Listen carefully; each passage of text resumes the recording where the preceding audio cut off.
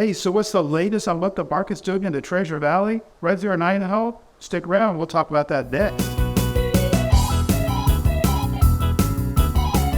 Hey, Dave Edwards, Treasure Valley Dave. And today we're doing our market update. We just got the information for March, and I want you to know what's really going on up here. And to make sure you get the best information possible, we've got our local expert, Meridian. Treasure Valley, Meridian, how you doing? Hey, doing well, spring is here. Spring? Is that why it's sowed? No, I know. Shh, don't tell. Yeah. All righty. Well, let's just jump right into it and tell us what's going on. So I'm not going to say instead of being interesting, because that's what I've been saying for the last 3 months. It's interesting. All right. It's still. But what we have seen is interest rates are absolutely navigating the housing market. As soon as interest rates go up, it pauses. Interest rates drop a little bit, and all of a sudden we see activity again. So it's really a very interest rate driven market. Okay. And so what does that mean for people who are looking to buy a house? I would say don't make it dependent on what your interest rate is. Make sure you're in a comfortable price range where you looked for your house, and between 6 and 7%. If you need to buy a house, it's time to buy a house.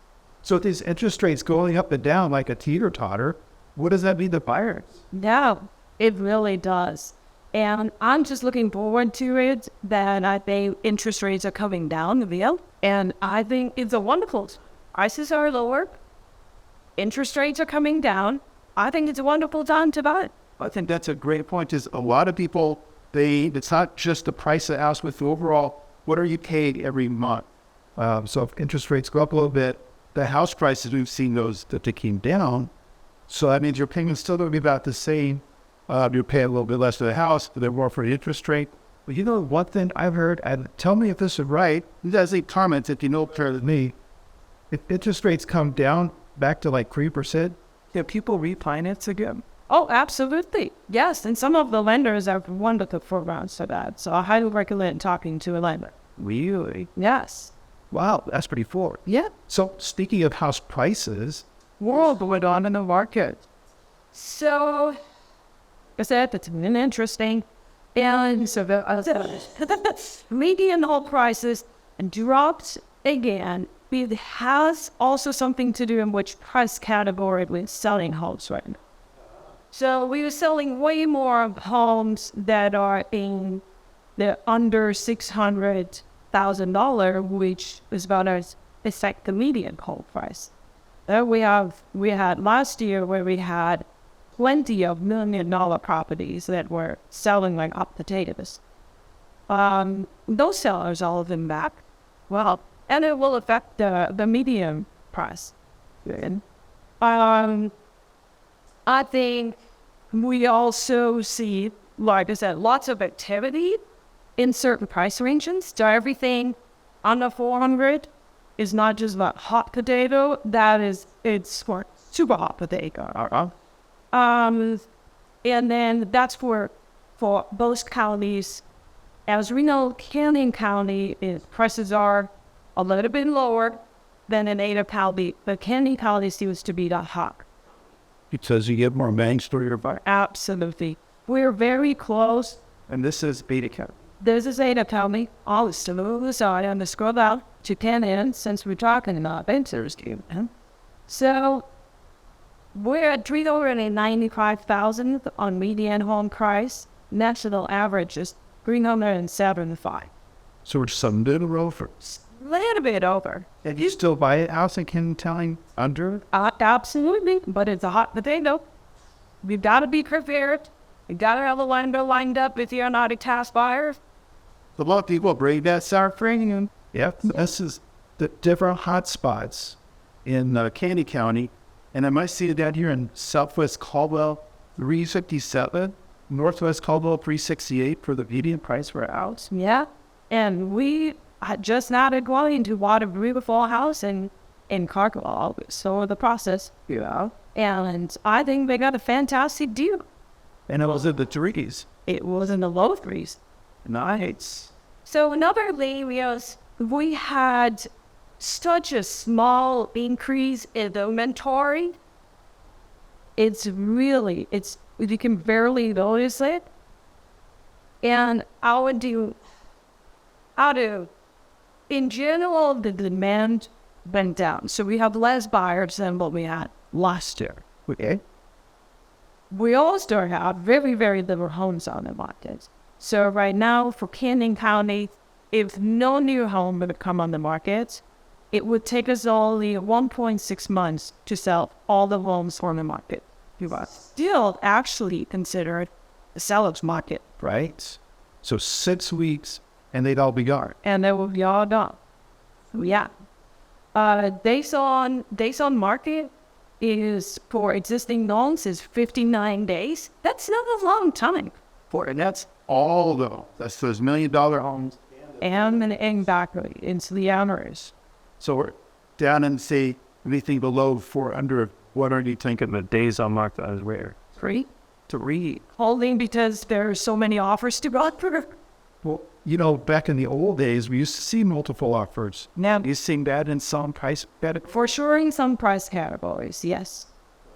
And then in the higher, everything under 500, I would say you're going to get the attention on the house 2-3 weeks in after it's listed. Then you will see some action on the house. Nice. So what else do you have on your chart? Let's talk a little bit about Ada County. Yeah. It's very similar. Very, very similar. Prices a little bit higher. So where to buy in Ada County? I think Kuna totally is my winner. Wow. This month, under 499 homes sold in total. A lot of homes. And the Zambia price is $385. 385. I think that's wonderful. Kuna is extremely close to Boise if you work there. Great place to be. It's being in the developing stage. Still a little bit to go, but it's great. It's a great spot. I did hear on the local radio station that Kuna does not have a Olive Garden. So if you guys have to have an Olive Garden, sorry, you might have to come to Nampa. I mean, it's like 10 minutes away from Meridian. And then I'm Olive Garden. Probably. See that? That's So what else are we seeing? Less days on market for existing homes in Ada. yeah. Does that mean it's heating up more? It depends on the area. There are some pockets where I noticed that in North Meridian, homes are on the market way lower than South Meridian. So it's very interesting, but it has something to do with the price in general. So under 600, under 500, it really depends on which price category you're looking at, how soon you have to, or how quick you have to turn it down. So if I'm a buyer, what is my strategy? If I'm a buyer of a house, I got plenty of money, I just need to be in a particular place, what's my strategy? Finding of money. Good that you have that. So have all your ducks in a row. Give us a call. Well, so you currently got a listing at like the over 1,000, right? Yes. 3 of it up with multiple offers coming in on that house. Yes, and it's beautiful, wonderful location. Yes. So there is, if the house is nice and you like it, there's a chance a lot of other people will like it too. Yeah, if it's priced right, even in the higher categories, as long as it's priced right and it's a good house, it will go still exchange at that. And then your strategy for someone in the 400, 250 to 400 range? If the house is priced right, go trying to lowball on the house. There is somebody else who's in line. What's up, Aid? And you may not get it because, so it's like, don't fall in love with that house because it's almost like back to the wolf office. Yeah, I would say in November, December, it was no problem to make an offer and have it contingent on another sale. Right.